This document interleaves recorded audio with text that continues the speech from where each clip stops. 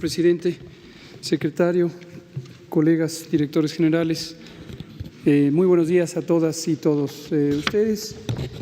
Continuamos solo con algunos detalles de lo que ayer platicábamos sobre el coronavirus y justamente como dice el presidente, en los últimos 2 días nos ha llamado la atención este fenómeno de desinformación. Y nos llama la atención porque la desinformación, sabemos, está plenamente estudiado, que puede ser parte, por un lado, del miedo. Como dijimos hace unos pocos días que trajimos a la doctora Lorena Rodríguez Bores, especialista en salud pública mental, que explicó cómo el fenómeno de miedo se produce de manera natural en los seres humanos y en la sociedad, pero se empieza a amplificar por contagio, literalmente, no es una metáfora. Literalmente el miedo se contagia y también es un reto de salud pública el lograr mantener la calma sin perder la atención y sin perder la ocupación de responder ante un fenómeno que ciertamente es importante y con el que debemos mantener atención, conocimiento, información clara y responder. La sociedad puede y debe responder para cuidarse a sí mismo cada persona, cuidar a sus cercanos, a su comunidad y a la sociedad en su conjunto. Entonces, volvemos a abrir este comentario con esta idea: de nada sirve el miedo, de nada sirve el pánico, pero es una reacción natural. Entonces, tenemos que bajarle al miedo para situarnos en la realidad, saber que es un fenómeno, una epidemia, que tenemos que estar atentos para hacer las medidas de salud pública, las medidas de prevención y control adecuadas, ni de más ni de menos.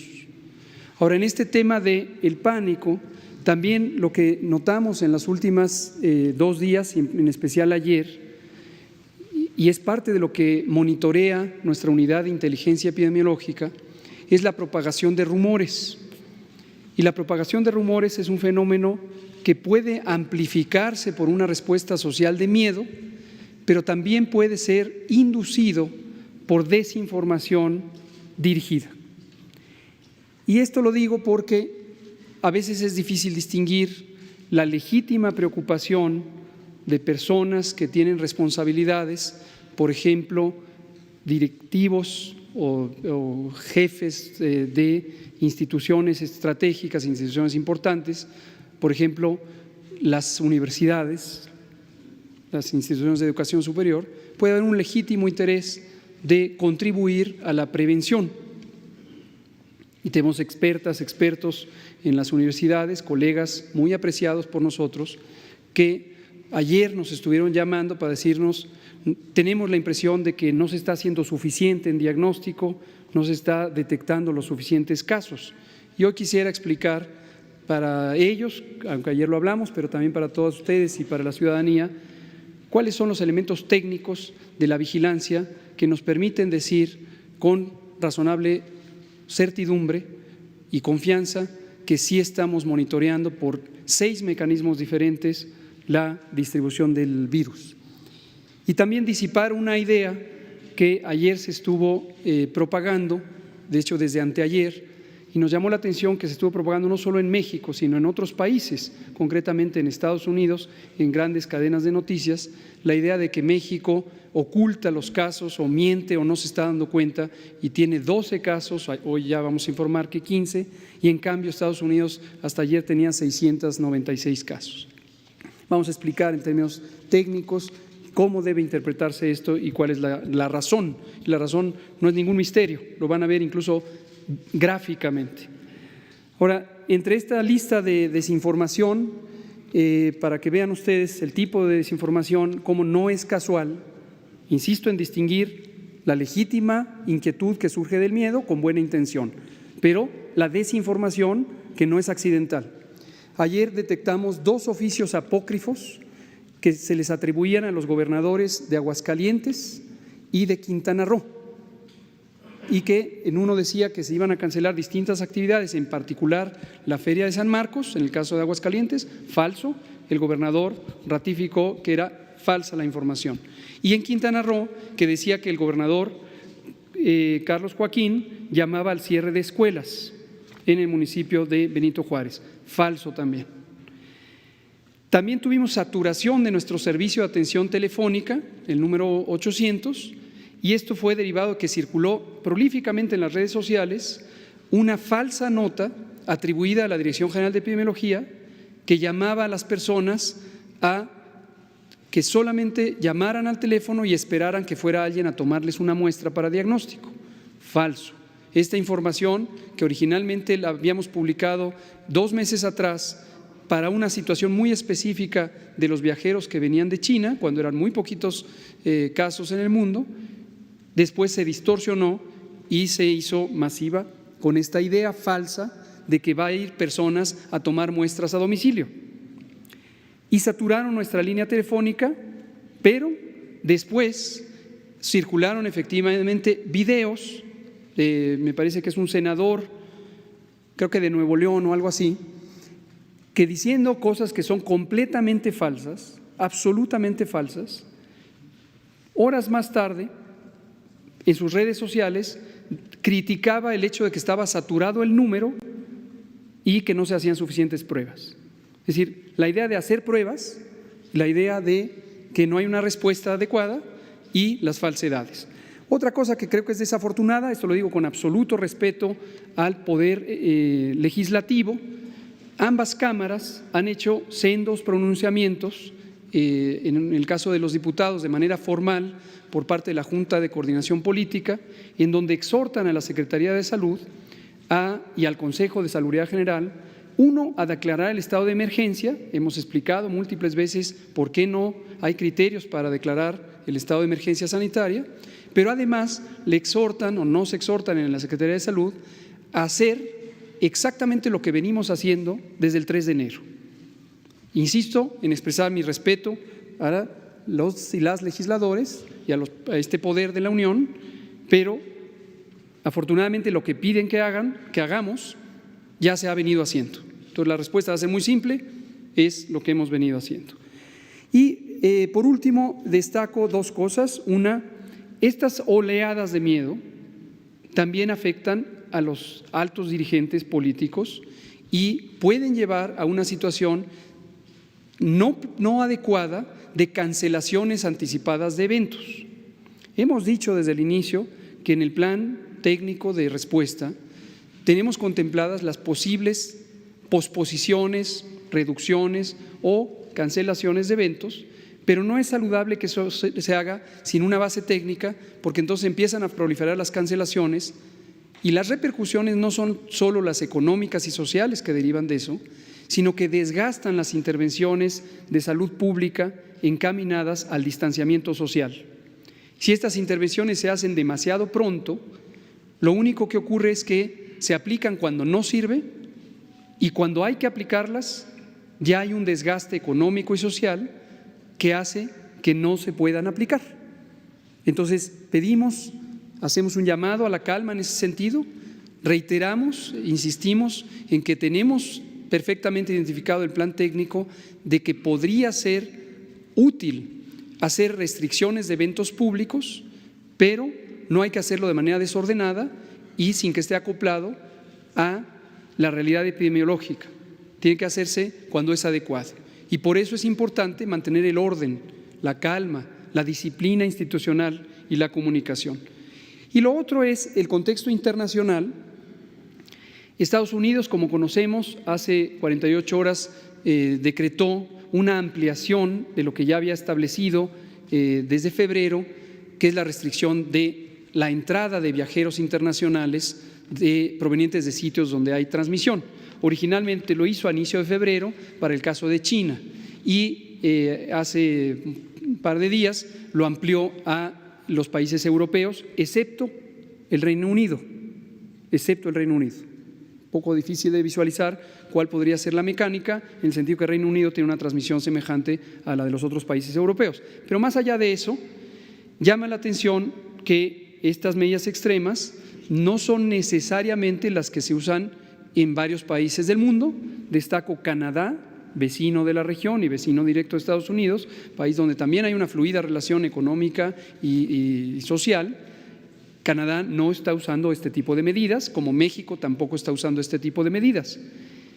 Reino Unido ayer también expresó en palabras del primer ministro cuáles son las medidas que está implantando, y aunque hace un señalamiento donde califica de manera intensa su preocupación sobre esta epidemia, las medidas técnicas que se usan, que provienen indudablemente de las recomendaciones técnicas de su magnífica Agencia de Salud Pública, son muy parecidas a las que estamos implantando en México, algunas incluso más leves de las que tenemos en México. Por ejemplo, simplemente llama a que se mantengan en casa voluntariamente quienes tengan síntomas, esto lo dijimos ayer, no se está llamando a cierre de escuelas y se está insistiendo en la protección de los adultos mayores. Vámonos a los datos. En este mapa, que procede de la Organización Mundial de la Salud, que lo publica todos los días, quiero destacar dos cosas. Tienen ahí los casos acumulados, que los presentamos todos los días en la noche, y lo que llama la atención positivamente es cómo la epidemia empieza a ceder en algunos lugares, concretamente en China. Esto lo pueden ver en la tabla que está en el lado izquierdo de la diapositiva. En el último renglón tenemos el penúltimo renglón, tenemos la región de Asia sudoriental, que es la región donde está China, y ya solamente en las últimas 24 horas hemos tenido 32 casos provenientes de esa región, no solo de China. Entonces, esto es importante porque si uno se fija solamente en los acumulados, siempre van a ser grandes. Ya se acumularon 125,000 casos en el mundo, 80,000 en China, pero en China ya no están aumentando los casos. Y en la región suroriental de Asia, que incluye a Japón, que incluye a Corea, Tailandia, etcétera, ya no se están acumulando tantos casos, quedan poquitos, van en una fase de descenso. Y geográficamente la epidemia se ha desplazado desde luego a otras regiones. Y lo segundo que quiero destacar es cómo el mapa hay que interpretarlo visualmente con cuidado, porque uno ve el país completo marcado, en este caso en color rojo, como países con transmisión activa, pero como lo voy a ejemplificar con el mapa de Estados Unidos, esta transmisión ocurre en parches, no necesariamente es todo el país. El mapa de México lo que nos muestra, esta es la actualización, es donde ha habido los casos confirmados, agregamos 3 más respecto al informe que dimos ayer, 4 más porque el informe lo habíamos dado en 12 casos, ahorita tenemos 15 casos, y obviamente los casos sospechosos seguirán aumentando y en la medida en que se descartan, se pasan a los casos descartados que están en la casita verde ahí al inicio. Destaco que de los casos confirmados en México, de los 15 casos, el 80%, como suele ocurrir y se describió en los otros países, son casos de enfermedad leve, se han tratado en domicilio con las medidas generales y con el aislamiento preventivo. Y solamente ha habido 3 casos hospitalizados, ninguno de ellos graves, y los que han estado hospitalizados han estado principalmente para cuidar el tema de transmisión y en un caso sí, porque hubo un corto periodo de 24 horas donde hubo cierta alteración respiratoria. En la siguiente se ve el mapa de Estados Unidos. Esto ocurre en todos los países. Ayer presentamos Alemania, España y Francia. La transmisión es en parches. Vean el mapa de Estados Unidos, lo que está marcado en color más oscuro son los sitios donde se considera que hay transmisión comunitaria. Hemos explicado que transmisión comunitaria es donde ya se propaga al interior del sitio y no solamente a partir de los casos importados. Y son estas 4 esquinas del país, quizá la que sigue en orden es Florida, donde también están cerca de tener ya un estado de transmisión comunitaria. Entonces, si uno considera que la afluencia de personas desde Estados Unidos a México es el mecanismo por el que podría entrar el virus a México, eso es correcto, pero si uno considera el número de personas que vienen de Estados Unidos como si todos estuvieran infectados, pues es completamente incorrecto, porque al estar focalizado, entonces la mayor cantidad, la enorme mayoría de personas que viajan no tienen manera de contagiar porque están sanos. sin menospreciar la idea de que algunos pudieran estar con enfermedad y ser contagiantes. O esto puede ser para connacionales que fueron a Estados Unidos o regresaron, o fueron a Europa, o también nacionales de estos otros países. Ahora, en la siguiente imagen, y por eso les digo que es muy fácil de identificarlo, lo que vemos es esta curva epidémica que hemos explicado, es el número de casos que se dan por día. No se alcanza a ver porque las letras son muy pequeñas, pero abajo son los días que se cuentan desde el 25 de enero, en donde Estados Unidos detectó su primer caso. Y de estos 5 países que aparecen en la lámina, Alemania, España, Francia, Estados Unidos y México, Estados Unidos empezó su primer caso detectado el 25 de enero, que corresponde al primer punto. Y por lo tanto se puede ver el tiempo que ha transcurrido antes de que lleguen todos estos países al periodo, al episodio 2 de transmisión comunitaria. Y vean México al final de la diapositiva. Son estos puntitos que se ven abajo, que son nuestros 12, hoy ya 15 casos. La gente se pregunta, ¿por qué México tiene 12 y los demás tienen 600, 1000, etcétera? Porque México lleva un mes de diferencia respecto al momento de su detección del primer caso. Lo que no quiere decir que no llevemos, porque lo llevamos, desde la mitad de enero, fuimos, ya hemos dicho, lo ha dicho la OMS, el primer país que tuvo una prueba diagnóstica. Entonces, hemos hecho el mismo monitoreo todos los países, pero ellos tuvieron casos aproximadamente un mes antes, lo cual no resulta ninguna sorpresa. La afluencia de pasajeros y la relación también comercial entre los otros países, por ejemplo, Estados Unidos con China en su momento o Estados Unidos con la región europea, es muchísimo más intensa de la que existe entre China o Europa con México. Entonces, por esa razón, tuvimos menor intensidad de la posible entrada del virus. Pero vean ustedes cómo todos esos países durante todo un mes tuvieron incluso menos casos que México. Vean a España, que a lo largo de todo ese mes tuvo 2 casos y durante todo un mes estuvo con 2 casos. Si en su momento se hubiera pensado lo mismo que se está planteando ahorita para México, deberíamos decir que es sospechoso que España tenga 2 casos a lo largo de todo un mes, o que Alemania tenga 11 casos a lo largo de todo un mes, etcétera. No es sospechoso, así funciona. Y concluyo de esta imagen con la idea que hemos dicho todos los días: es muy probable que llegaremos al punto en donde en México entremos a un periodo de transmisión comunitaria. También es probable que circulen algunos casos que no hayan sido directamente detectados. Esto tampoco debe preocuparnos, así funcionan las epidemias. Ocurrió así en países, ya sea que hayan restringido viajes o no, porque estos fenómenos tienen un periodo de incubación poblacional. Esto es muy parecido a lo que pasa cuando nos infectamos individualmente, por ejemplo, con el propio coronavirus.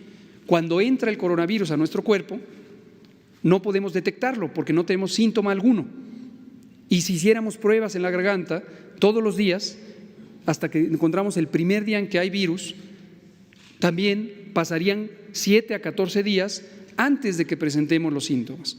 Y eso médicamente se llama periodo de incubación. En la población pasa lo mismo. Hay un periodo donde no hay manera de encontrar todos los casos existentes o todas las infecciones existentes porque son demasiado pocas.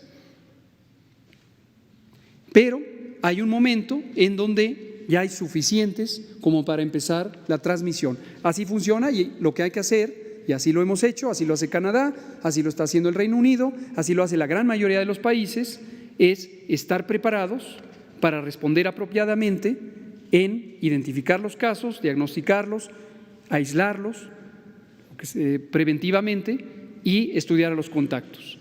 Y cuando se pasa a la transmisión, donde ya no son rastreables las cadenas de transmisión, porque son muchos, están también todas las otras medidas de salud pública que hemos comentado. Esta misma noche vamos a explicar algunas de las medidas, como lo hemos hecho antes, pero en este periodo esperable de transición hacia la fase 2. Ya lo explicaremos técnicamente en la noche. Ahora, pasemos al tema, y me voy ya más rápido, de las pruebas. Esta idea de cuántas pruebas y estas comparaciones de pruebas por millón de habitantes y que Corea ha hecho 200,000 pruebas, etcétera, no tienen una repercusión sobre la capacidad de identificar a los casos. ¿Por qué razón? Porque hay muchos mecanismos con los que se puede documentar la circulación o no circulación de los virus. Y les platico lo que hacemos en México siguiendo el modelo combinado de vigilancia. En primera, para aclararlo de manera directa, no es ningún misterio y no tenemos que ocultar nada. Arrancamos en este ejercicio desde enero con estas 9,100 pruebas. Las 9,100 pruebas están distribuidas en el Laboratorio Nacional, el INDRE, que reservamos 1,500 a nivel central, y todas las demás las desplazamos a los laboratorios estatales de todo el país, 31 laboratorios, el laboratorio de la Ciudad de México, otras 200, y los 6 laboratorios de apoyo que están en Institutos Nacionales de Salud y hospitales de especialidad, también del ISSSTE, también del Seguro Social. Hemos querido descentralizar el diagnóstico desde el inicio. Ahora, lo que se muestra en la gráfica es la cantidad de pruebas que se han hecho o que se han necesitado hacer porque ha habido casos sospechosos a los que se les hace la prueba. Y se ve por estado y vean que todavía hay una reserva importante de pruebas en cada sitio. Y obviamente vienen nuevos insumos que llegarán oportunamente para seguir haciendo tantas pruebas como sea necesario de acuerdo a la fase epidémica de la enfermedad. En la siguiente lo que vemos es el estudio de contactos, es una tabla resumen con los 15 casos que tenemos, su sitio de residencia o el sitio donde se identificaron y el número de contactos que se han estudiado para cada uno de ellos. Entonces aquí ya voy enumerando los 6 mecanismos de vigilancia. El primero es la detección de casos sospechosos y la definición de sospechoso es muy importante porque nos permite lo más oportunamente posible detectar a las personas posiblemente infectadas. La gran mayoría de ellas, 269, se han descartado porque se les ha hecho la prueba y se ha encontrado que no tienen el coronavirus. Y solo 15 se ha encontrado que sí lo tienen. Y luego, segundo método es estudiar los contactos. Y esto lo que nos permite es ver que no se estén propagando el virus. Hago notorio también que de los 253 contactos, solamente uno resultó positivo al coronavirus en uno de los casos, cuando los demás tampoco tenían el contagio. Entonces eso es una señal positiva de que no hay una propagación. Los otros 4 métodos son este monitoreo de virus que hacemos en el país. Tenemos un panel de 14 virus que son importantes en enfermedad respiratoria, influenza A y B, metaneumovirus, varios virus y también el coronavirus. Entonces, a las personas que se vigilan en el sistema de vigilancia de influenza, y estos son unidades monitoras por todo el país, quien no resultó positivo a influenza o los otros virus, también tiene la prueba de coronavirus y se encuentra si lo tiene o no. Hasta el momento, en las rondas semanales que hacemos de esta vigilancia y que empezamos desde enero, no se han encontrado coronavirus circulantes fuera de los casos documentados. Y los 2 últimos métodos son vigilar la ocurrencia de infecciones respiratorias, tanto las que se parecen a coronavirus, porque son un poco más intensas, como las que son comunes. Los catarros comunes se vigilan y hay millones de catarros comunes todos los años. Es una vigilancia histórica que existe desde los años 70, pero lo que nos permite ver es en el tiempo si aumentan o disminuyen y en un momento dado esto lo tenemos hasta el nivel de cada unidad de salud y cada municipio y cada jurisdicción sanitaria y cada estado. Entonces, si hubiera una señal en donde en lugar de haber lo esperado de infecciones respiratorias empezaran a aumentar, es una señal muy temprana que no necesita de la confirmación diagnóstica para decir ahí podría estar emergiendo la transmisión comunitaria de coronavirus. Entonces, son mecanismos combinados que nos hacen eficiente y oportuna la vigilancia. Termino con una cosa muy importante. En esta diapositiva se ilustra algunas, no son todas, de las relaciones que hemos tenido para el propósito de la preparación y la respuesta con organismos tanto privados como sociales. Incluye la Conferencia del Episcopado Mexicano, porque sabemos que todas estas entidades sociales y privadas también son contribuyentes importantes de la respuesta. Básicamente las relaciones que hemos tenido, en algunos son acuerdos para poder difundir información. Por ejemplo, en las iglesias de la Iglesia Católica, desde hace 3 semanas se difunde información y además se ha hecho cierto cambio de prácticas en la ceremonia religiosa para disminuir el riesgo de transmisión en el tema de la homilía y estas cosas. Y con Google, con otras empresas dedicadas a informática, también hemos tenido una colaboración, incluso ofrecida por ellos mismos, para poder privilegiar el acceso a la información creíble, verificable y que se disminuyan los rumores y las falsedades. Con Aeroméxico, desde hace una semana más o menos, ellos han difundido a todos sus clientes información de salud pública preventiva que proviene de nuestros propios materiales hechos por el gobierno, por la Secretaría de Salud, y también ellos ofrecieron, y ya lo empezaron a hacer, un tamizaje de síntomas a todos los pasajeros de Aeroméxico que salen. Mi agradecimiento a esta empresa de aeronáutica, porque eso ayuda también a proteger no solo a los mexicanos y mexicanas, sino al resto de la población mundial. Muchas gracias. ¿De una vez? Preguntas. Usted, colega, usted, Hans, y luego nos vamos con 3 mujeres. Por favor, ahí está usted, la primera. Buenos días, subsecretario. Alberto Rodríguez, de SDP Noticias. Solo para que le quede claro a la población esas comparaciones de las pruebas que se hicieron para el coronavirus. En este mes en que España solo tuvo 2 casos, ¿tienen el dato de cuántas pruebas se hicieron y compararlas con las pruebas que hicieron en ese mes en México? Esa es una pregunta. Y otra, ayer usted dio una información que se puede también prestar a malas interpretaciones. ¿Dio a entender usted de que si una persona que es adulta, pero digamos de mi edad, menor de 60 años, tiene síntomas de coronavirus, no debe acudir a un hospital y darle preferencia a las personas que son mayores de 60 años o aquellas que tienen enfermedades crónicas? Gracias por preguntar ambas cosas. En el caso de España y también los otros países que mostramos y otros que no estamos mostrando, pasan por las mismas fases, por los mismos escenarios. Estos escenarios, por esa razón, la Organización Mundial de la Salud, en su documento técnico del 7 de marzo, los ha presentado para todo el mundo. Nosotros ya veníamos trabajando desde enero y por lo tanto teníamos los mismos escenarios. Y en esa fase inicial o escenario 1 de importación viral, la vigilancia epidemiológica está encaminada a los casos sospechosos. Donde hay un caso sospechoso, se hacen pruebas, el caso de la persona que tiene la enfermedad se pone en un aislamiento voluntario preventivo para que no contagie desde el momento en que es sospechoso, no hay que esperar a que esté el resultado de la prueba. Y se estudian a los contactos. Entonces la metodología es semejante durante ese periodo.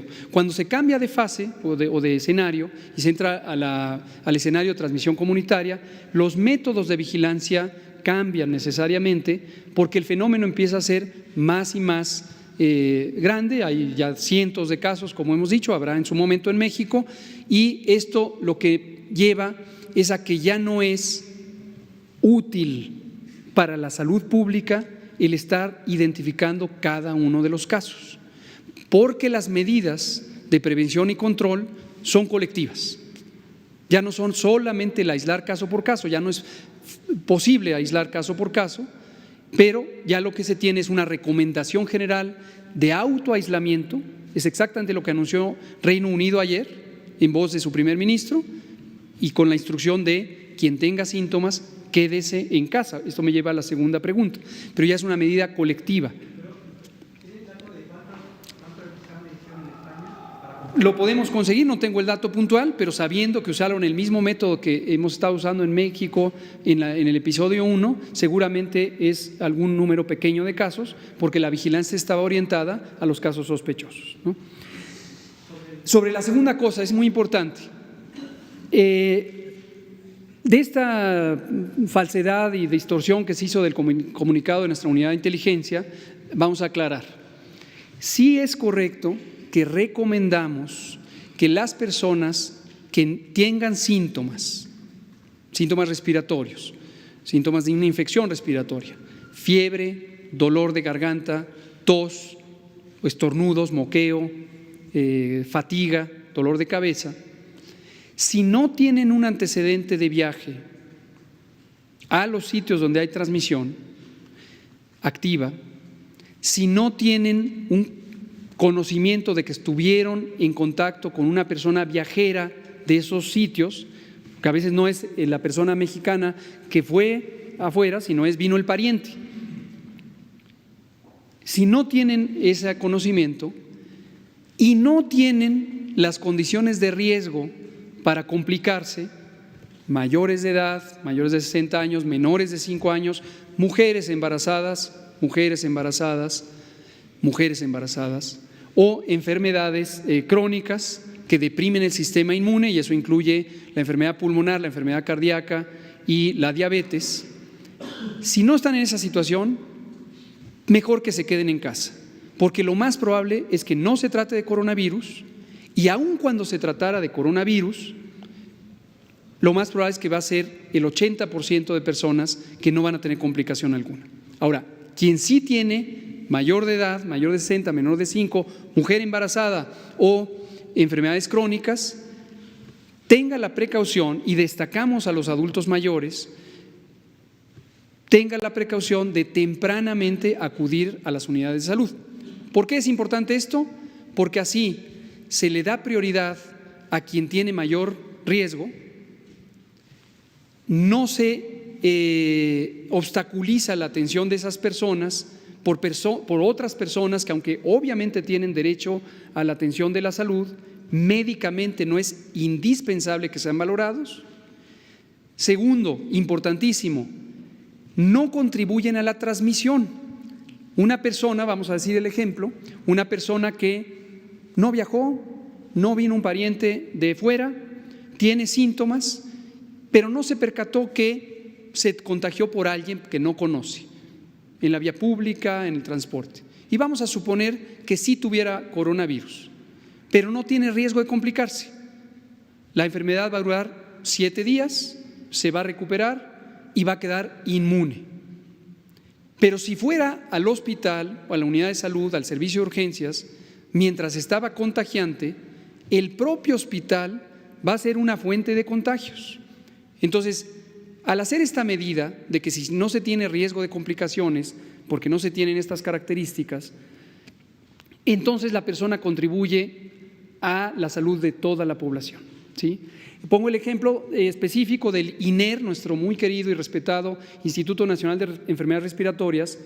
Está en este momento saturándose, sobre todo el servicio de urgencias, no la hospitalización, pero sí el servicio de urgencias. Y esto precisamente revela que la gran mayoría de personas con coronavirus, que ha habido muy pocas, las que hemos documentado, y la enorme mayoría, casos sospechosos o ni siquiera casos sospechosos, son en las enfermedades comunes de la temporada invernal, pero se está saturando. Entonces, no todo el mundo tiene que ir al INER, al Instituto Nacional de Enfermedades Respiratorias. Obviamente, quien está en los estados le cuesta trabajo venir acá, pero quien vive en la ciudad no tiene que ir al Instituto Nacional de Enfermedades Respiratorias.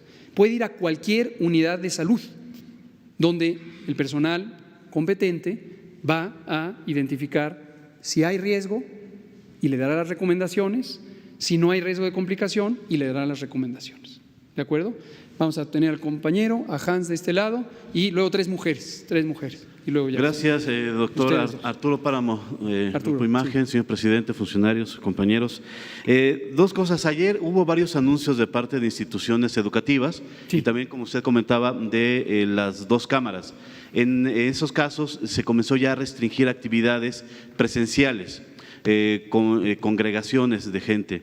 ¿Esto es adecuado? entiendo que también eso contribuyó ayer a este clima de alteración de mucha gente. ¿Están sobrereaccionando estas instituciones o es el procedimiento adecuado que se tenía que llevar? Usted ayer comentó que más o menos eran 30 días, ahorita se repitió, 30 días, 40 días, en lo que se aparecería el primer caso de contagio comunitario. Esto cae hacia finales de este mes, ayer lo comentábamos, y no sé si a eso se deba las medidas que están tomando ya de una vez estas instituciones, si hubo alguna instrucción o algún apoyo de ustedes de consulta para que se tomaran esas determinaciones y se comenzara ya con esta restricción de actividades. Muchas gracias por la pregunta, que nos ayuda a ilustrar, no solo para ustedes comunicadoras y comunicadores, sino para la ciudadanía, el equilibrio que tenemos que tener entre no hacer de más y no hacer de menos. Lo voy a poner como metáfora, como ejemplo ilustrativo, algo muy vivencial que todos hemos experimentado como personas, y va a ser una comparación de lo que puede significar la noción de tener cuidado. Todos hemos tenido familiares que cuando nos despedimos en la mañana, en la tarde, en cualquier momento, le decimos: cuídate, ándate con cuidado, está muy oscuro por la calle que vas a pasar. ¿Qué estamos pensando con eso? Cuídate, que puede haber un problema de seguridad, puede haber un accidente físico, puede haber que choque, etcétera. Pero el cuídate, en ese ejemplo que estoy diciendo, lo que nos lleva es a estar atentos. O sea, lo que recomienda uno cuando le dice al familiar: mi hijo, cuídate por favor, es pues estate atento, vigila a tu alrededor, cruza por el paso peatonal, si manejas usa el cinturón de seguridad, obviamente no manejes y tomes, no vayas usando el celular mientras vas manejando, pero es una noción general de cuidado, proporcional a la situación. Diferente decir: hijo, cuídate, por favor no salgas, esta es una situación peligrosa, mejor cancela la fiesta a la que vas a ir. No, ¿sabes qué? Imposible, la escuela no tienes que ir ahora porque ayer asaltaron a una persona ahí en la esquina. Son dos nociones. La primera es una precaución razonable, la otra es producto del pánico, producto de la ansiedad, una exagerada acción que interfiere con las actividades normales de la vida. Lo uso como una metáfora, un ejemplo, pero creo que a todos nos es vivencial, todos hemos vivido esto. Veámoslo ahora en el tema de la epidemia. En su momento, cuando haya transmisión comunitaria, va a ser de mucha utilidad restringir la movilidad en espacios de congregación masiva, porque sí se sabe que las congregaciones masivas nos llevan a que haya personas en cercanía suficiente para la transmisión por gotas respiratorias, por lo que hemos explicado.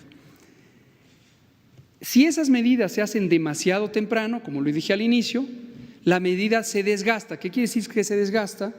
Que no podemos mantener las escuelas cerradas por mucho tiempo, no podemos mantener las actividades comerciales restringidas por mucho tiempo, porque empieza a tener consecuencias negativas.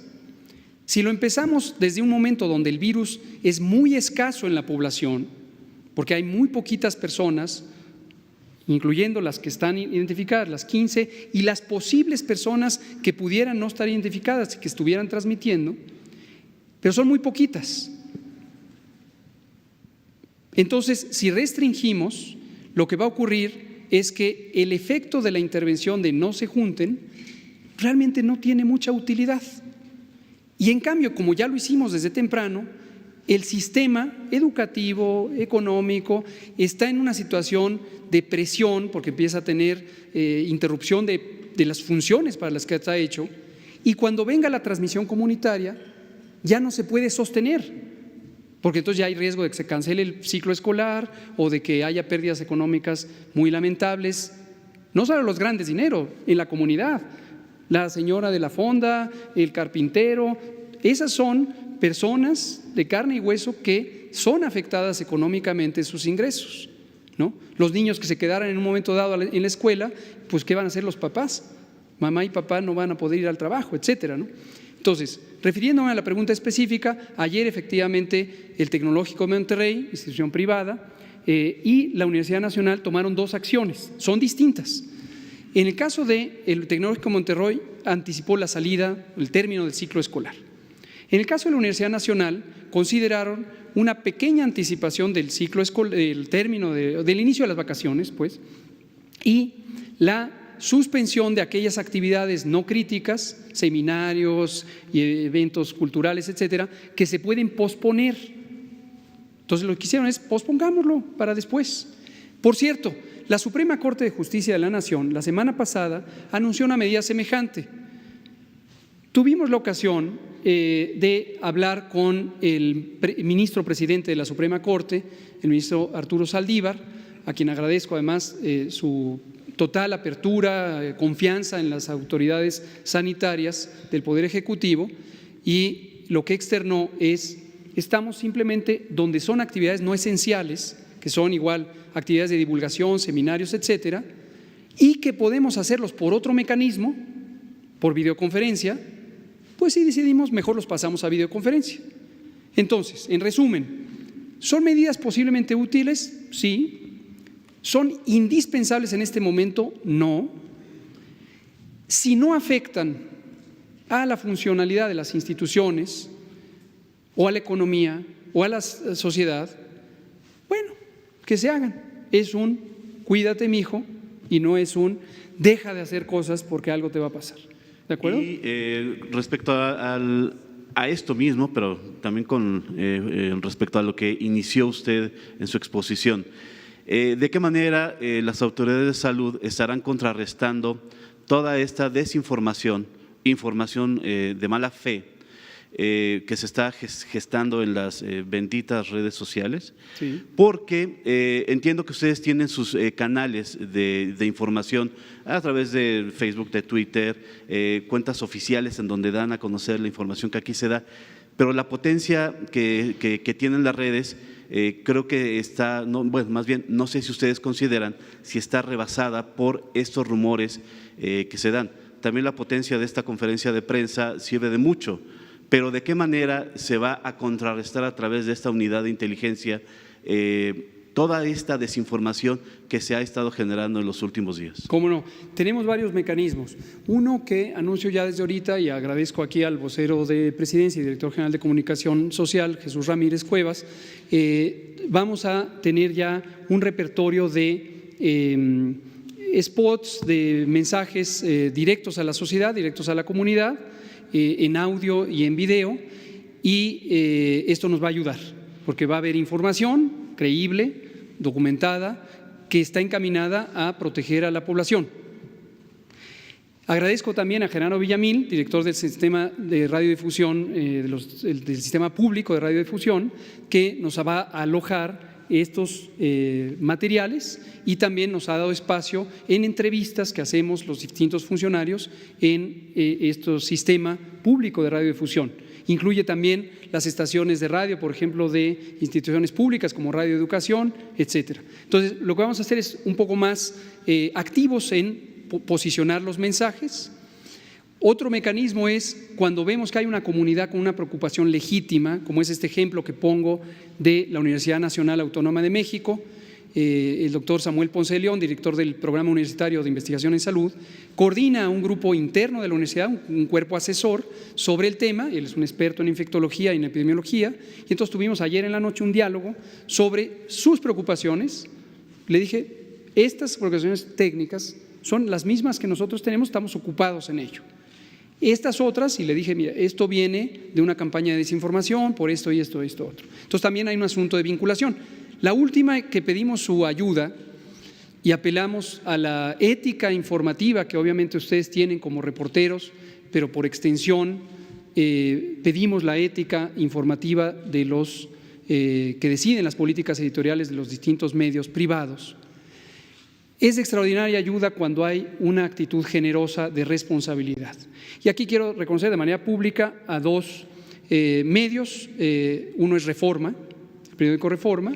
Tuvimos una conversación con el editor en jefe, con Roberto Zamarripa, y lo que dijimos es, punto y aparte, Hay temas controversiales, con temas políticos, ustedes tienen su línea editorial, nosotros somos el gobierno, tenemos lo que tenemos y lo respaldamos y estamos convencidos de lo que hacemos, pero sabemos que es un tema que puede ser político. Pero coronavirus no es un tema político y el propio Reforma dijo, vamos a tratar no políticamente, sino técnicamente un tema técnico. Lo mismo pasó con Grupo Fórmula, el grupo de radiodifusión, también en una conversación muy amigable ofrecieron dar los espacios informativos apropiados y mantener una línea técnica de esto. Apelamos, insisto, a que la actuación sea de responsabilidad, que sea de un compromiso con el país y no con intereses peculiares políticos, económicos, nacionales o internacionales, que lo único que hacen, si se politiza esto, si se contamina esto, si se erosiona la credibilidad de los mensajes, es que se genera pánico y nos va a hacer daño a todas las personas que estamos, no solo en este país, sino en el mundo. Ese es el tamaño de la responsabilidad. Pero confiamos en que ustedes como reporteras y reporteros, pero también sus directores editoriales tomarán la decisión más sensata. Por favor, iban mujeres ahora. Usted, por favor, y allá, por favor. 3 mujeres, por favor. Usted, sí. Buenos días, Shaila Rosagel, corresponsal de Grupo Gili, El Imparcial de Sonora, La Crónica de Mexicali y Frontera de Tijuana. Ahorita dijo algo interesante, doctor, que en California, en Estados Unidos, ya hay transmisión comunitaria. Yo le quiero preguntar si se van a tomar algunas medidas especiales en el estado de Baja California, de nuestro lado, en las ciudades de Tijuana, Mexicali, pues por este siempre hay mucho intercambio, ¿no?, de personas en la frontera, entonces que van y vienen, algunos que trabajan, otros de compras, si va a haber algo especial en Baja California. Y también preguntarle, ayer que acompañamos al presidente a su gira Sonora, me tocó ver ahí en el aeropuerto algunas personas haciendo compras, pues digamos de pánico en las farmacias de vitamina C, porque en sus estados ya se agotaron, es lo que comentaban, si esto sirve de algo para evitar la propagación, si nos podría dar este mensaje. Y bueno, tengo una pregunta para el presidente sobre el tema de energía, no sé si se la puedo hacer ahorita o después. ¿De una vez? Sí, bueno, pero terminamos el tema. Sí, ok. Bueno, en el tema de energía, la próxima semana van a dar a conocer este plan ya de los proyectos energéticos. ¿Qué tanto se están considerando los proyectos en materia de energías renovables como energía fotovoltaica, solar, energía eólica? Y pues, ¿qué es lo que le han pedido los empresarios de este sector de energías renovables pues al gobierno para poder invertir en estas áreas? Sobre el tema de salud, le comento, hace unos pocos días tuvimos una reunión con la Conferencia Nacional de Gobernadores.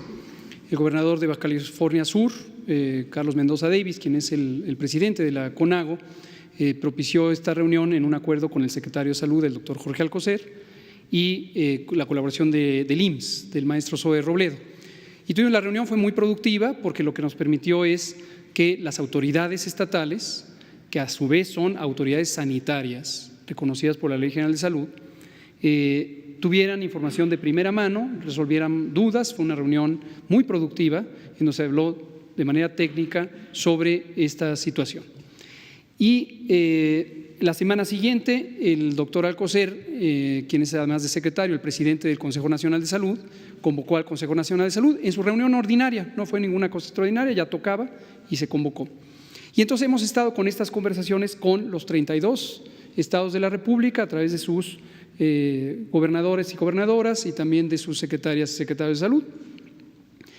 Y esto nos ha permitido precisamente armonizar, tener una respuesta ordenada, una respuesta fundamentada técnica y científicamente, y en aquellas situaciones donde pudiera haber mayor intensidad del flujo de pasajeros, de personas que vienen de otros lados, en especial donde hay transmisión comunitaria, como es el caso de California, del estado de Washington o de Nueva York, para el caso de Estados Unidos, o de Europa para otras latitudes.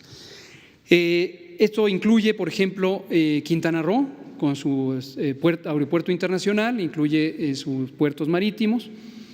Y en el caso de Baja California Norte, y lo mismo, los puertos marítimos, el de Ensenada es un puerto muy grande, y también la frontera en Tijuana. Aquí es importante visualizar que hoy el flujo posible de coronavirus vendría del norte al sur, no del sur al norte. Es decir, en un momento, si fuera técnicamente necesario considerar mecanismos de restricción o de intensificación de la vigilancia, tendríamos que considerar no que México va a llevarle el virus a Estados Unidos, podría ser que Estados Unidos se lo traiga a México. Y en el caso específico de Baja California, en la zona norte, tanto Mexicali como Tijuana, y en especial Tijuana, sí, ya desde el inicio, el propio gobierno, en acuerdo con nosotros, el gobierno estatal, ha tenido una vigilancia un tanto más activa, que básicamente consiste en los mecanismos de divulgación de información. Es una información muy práctica y es un estándar también técnico internacional. Es lo que históricamente han hecho los Centros de Control de Enfermedades de Estados Unidos cuando hay una epidemia en cualquier parte del mundo, y ponen estos avisos de viajeros que dan instrucciones sobre a qué elementos hay que estar atentos. Y el mensaje básico es: el que estuvo fuera en un sitio donde hay transmisión activa o tiene conocimiento de que recibió a una persona que provino de un sitio de transmisión activa, si en los siguientes 14 días a que estuvo fuera o a que recibió al viajero presentara síntomas, fiebre, dolor de cabeza, tos, etcétera, que se considere como un caso sospechoso y acuda a atención médica o a comunicarlo a la autoridad sanitaria con los mecanismos que hemos estado explicando. Entonces, mi agradecimiento al gobierno de Baja California Norte. Hemos estado en total coordinación, hay llamadas muy frecuentes de los gobernadores y de los secretarios con el doctor Alcocer, y vamos resolviendo las inquietudes que tengan y consideramos que están haciendo lo correcto. Compras de pánico son parte del pánico. Es decir, cuando hay un acúmulo desmedido de materiales, ya sea comida, ya sea vitaminas u otros medicamentos, por ejemplo para la fiebre, cubrebocas, ya lo hemos dicho muchas veces, su inutilidad como medida preventiva, no convienen. Uno, porque muchas de estas compras, además de estar empujadas por el miedo, están empujadas por la especulación comercial. El que fabrica cubrebocas quiere hacer su agosto con los cubrebocas. El que fabrica desinfectantes quiere hacer su agosto con los desinfectantes. Al inicio de la epidemia, cuando tuvimos el caso que estuvo temporalmente en Sinaloa, hubo compras de pánico de desinfectantes. Entonces, aquí lo que les pedimos es: ayúdenos a divulgar la información de mitos y de realidades. Ayer lo presentamos. ¿Qué sirve? ¿Qué no sirve? Concretamente, la vitamina C, el ácido ascórbico, es un producto que comúnmente se asocia con la idea de que protege de las infecciones respiratorias. Es una protección bastante indirecta. La vitamina C tiene un papel en los mecanismos de funcionamiento del sistema inmune.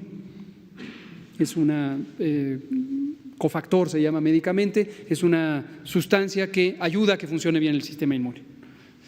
Y en general, si uno está bien alimentado, si uno come frutas y verduras ricas en vitamina C, su sistema inmune va a estar facilitado, pero no quiere decir que es una vacuna, no quiere decir que es una protección, no quiere decir que de manera específica reduce el riesgo. Entonces, comprar pastillas de vitaminas, y en específico vitamina C, no contribuye sustancialmente a protegerse. Alimentarse sanamente, preferir productos naturales y no comida chatarra, productos que tienen una diversidad nutrimental y no exceso de calorías, exceso de grasas, exceso de sal, exceso de azúcares añadidos. Es mejor los productos naturales, en general. Ninguna vitamina es indispensable para esto. Ahora, hidratarse sí. Todas y todos debemos beber 2 litros de agua simple al día, al menos. Donde hace calor se puede beber más. Mejor si no son botellas de PET porque contaminan, ¿no? Puede ser un material de reuso. Y hay que mantenernos hidratados. 2 litros al día, 8 vasos al día. A eso nos va a ayudar a todos. Pero tampoco es una vacuna ni una protección específica. Colega.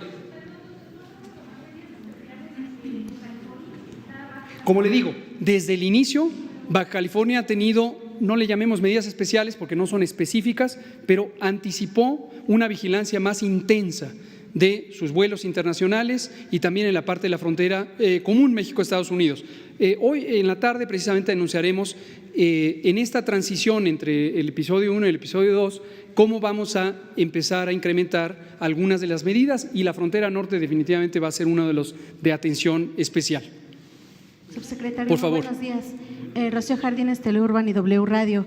Preguntarle, se ha hablado también de la posibilidad de cancelar ya algunos conciertos, incluso en redes sociales se ha dicho que ya se han enviado correos para avisar a quienes están en eventos de Occesa, como Ricky Martin y demás, que se van a cancelar. Quiero saber si usted sabe algo, si ha tenido pláticas con estas empresas, también con las aerolíneas, que han anunciado también ya bajo de costos, etcétera. Y también preguntarle, uno de los rumores que también se difunden en redes sociales es que los deportivos, que los gimnasios son puntos de riesgo alto. Quiero saber su opinión al respecto. Al secretario de Salud, si me hace favor, el día de ayer pues Christopher Landon indicó que no era recomendable que se abrieran las fronteras entre México y Estados Unidos. Sabemos que la próxima semana van a tener pues una plática, una videoconferencia también con el gobierno de Canadá, pero quisiera saber la postura de nuestro país, ¿cuál va a ser? También pues ayer se hablaba de esta sana distancia que debe de existir desde las conferencias de prensa, desde la mañanera, desde la conferencia que tenemos en las noches. Quiero preguntarle, presidente, si han pensado modificar de alguna forma ya estas conferencias mañaneras, si las van a hacer en línea o si realmente nos van a enviar hacia la parte de atrás, como ayer decían las autoridades. Gracias. Le contesto lo que a mí me preguntó. Los eventos masivos, y volvemos a lo que hemos estado conversando ahorita. Hay en esta situación, el contexto, en la situación de esta epidemia, 2 elementos a cuidar, hay muchos, y los cuidamos todos, incluyendo la salud mental, incluyendo el bienestar general, etcétera. Pero en este asunto de los espacios públicos, el uso de los espacios públicos para eventos masivos, conciertos, ferias, etcétera, hay 2 cosas, al menos, hay muchas consideraciones, pero 2 importantes a considerar. Una es el uso de salud pública de la cancelación o posposición de los eventos masivos, por las razones ya comentadas. Tener en cuenta que no es la única medida. Entonces, existen varios otros elementos que se pueden usar incluso en los eventos masivos. Ayer di el ejemplo con el Festival de Cine en Guadalajara. Entonces, si la concentración masiva es relativamente pequeña, es posible tener desinfectantes en los puntos de entrada, un filtro básico que se ejecuta muy rápido y nos permite discriminar quién puede o no tener síntomas, y hacer mensajes de divulgación en el propio evento. Se ha estado hablando de divulgación. Entonces, en los propios eventos masivos está el concierto y después de la primera canción se pone un mensaje y luego después de la tercera canción se pone otro mensaje, y eso ayuda. Pues espero que el público no se aburra y que no se pierda el entusiasmo por la música. Entonces, esa es la visión de salud pública. Eso nos llevaría potencialmente a cuidar que las medidas no se hagan demasiado temprano, porque ya expliqué, y que sí se hagan cuando son importantes de hacerse. Luego está la parte económica. Hacer un evento masivo tiene su costo, porque hay contratos de por medio de toda la clase de servicios que se ponen ahí, hay viajes internacionales y por lo tanto son boletos de avión, hay hoteles, hay seguros, etcétera. Algunas de estas cancelaciones anticipadas, quizá no pocas, la razón por la que están empujando hacia cancelar es porque es más barato cancelar ahorita que cancelar después, como ocurre cuando uno viaja y compra un boleto de avión y si uno cancela 24 horas antes, o los hoteles, si uno no se presenta al hotel, pues le cobran la noche. Mientras que si uno avisa con cierto tiempo, distintas políticas en distintas situaciones, pues puede que no cueste o cueste menos. Entonces, cuando se piensa en el costo de estos eventos masivos, una consideración que hacen los propios patrocinadores es: mejor me anticipo a cancelar o a posponer y negocio ya que lo voy a tener en octubre en vez de tenerlo en abril o en mayo. Y esa es la motivación. Ahora, afortunadamente ha existido este diálogo y de parte del gobierno ha existido desde el inicio este elemento de disciplina, de orden, de alcance a la sociedad en su conjunto. El gobierno es responsable de la conducción del Estado y eso implica también a los sectores social y privado. Social, como lo ejemplifiqué con la Iglesia, que es una de las también muy grandes e importantes. Entonces, en OCESA concretamente, mañana vamos a tener una reunión extensa con OCESA, bueno, no sé qué tan extensa, pero para tratar de manera detallada. Hay festivales como el Vive Latino de esta misma semana, que ya dije que no es indispensable en este momento hacer cancelaciones, y dos, si se cancelara en este momento tendría una repercusión económica importante, no solo para la compañía que va a tener ganancias, sino para toda la economía también un poco social que está en torno al evento. Pongo otro ejemplo, la clase de box que iba a estar presente para que se convirtiera en un récord Guinness y que iba a ocurrir en el Zócalo de la Ciudad de México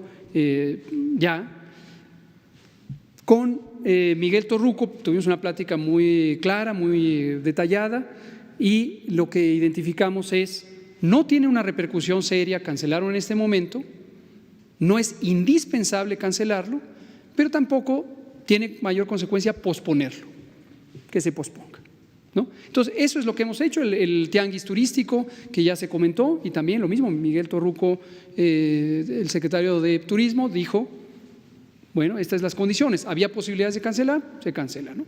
Entonces, esa es la situación. El mensaje central es no caer en excesos, no caer en omisiones, ni de más ni de menos, y cada cosa a su tiempo, de acuerdo a la situación. Vamos a dar paso a la última mujer, que es la compañera, y ahí le dejamos. Correcto. La última pregunta sobre el tema y ya pasan a otros temas.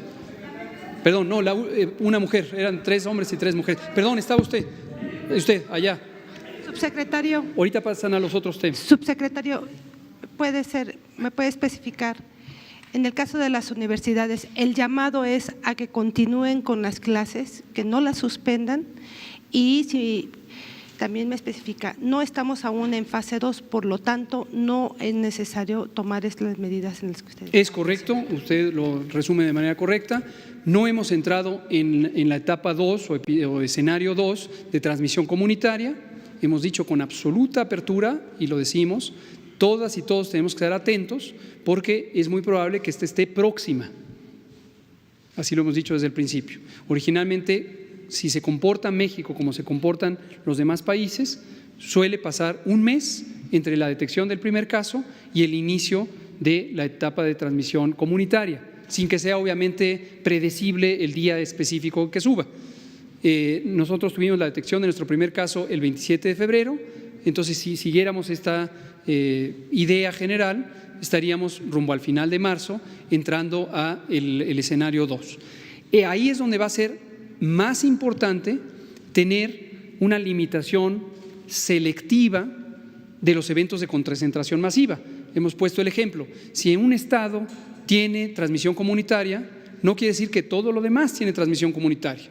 En el ejemplo de Estados Unidos, California, Nueva York, Washington tienen transmisión comunitaria, el resto del país, que es extensísimo, no tiene transmisión comunitaria. Entonces, no son medidas de aplicación general a un tiempo. Y ese es el llamado que hacemos a que no, producto del pánico, ya sea de las personas o de las personas que dirigen instituciones escolares, sitios de empleo, etcétera, se empiecen a tomar decisiones precipitadas en un momento que no son necesarias o no son indispensables, porque lo único que van a causar es desgastar la utilidad de la medida de salud pública porque se aplica en una condición que no contribuye al manejo de la epidemia, a la prevención y el control. ¿Sí? Ahí lo dejamos en esta parte. Bueno, continúa hoy a las 7 de la noche, más información, ya